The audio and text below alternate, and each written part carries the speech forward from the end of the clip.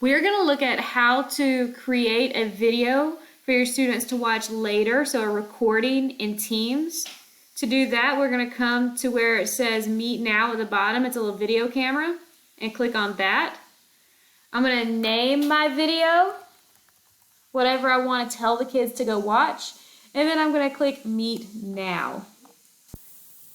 So that I can record this so the kids can see it later, I am going to do more actions and then start my recording. So it's going to record whatever is going on my screen now. So it's going to be going on in here. So everything I need to do needs to be within here. So I'm going to want to share my screen if I want to show them something else. So I am sharing this PowerPoint. If I want to write on the whiteboard, I can come back and share my whiteboard.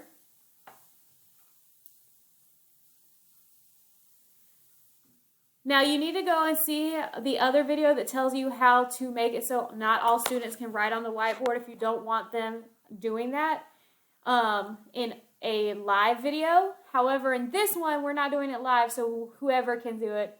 What I recommend is grabbing one of these. It's a stylus, so it's got the little fluffy end.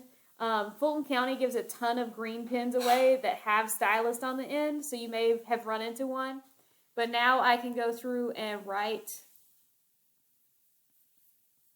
whatever it is I want the kids to see on the whiteboard, and I can go through it.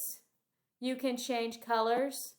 And as you notice, my recording is showing up down here, so you can actually show them stuff as well, right? If you have a whiteboard in your house, you would be able to just show your normal screen and show that. If you have a dot cam, you would be able to pull it up in one of these apps as well and show it on the screen. So that's how to make a recording in Microsoft Teams. Pretty easy. Hope you got it.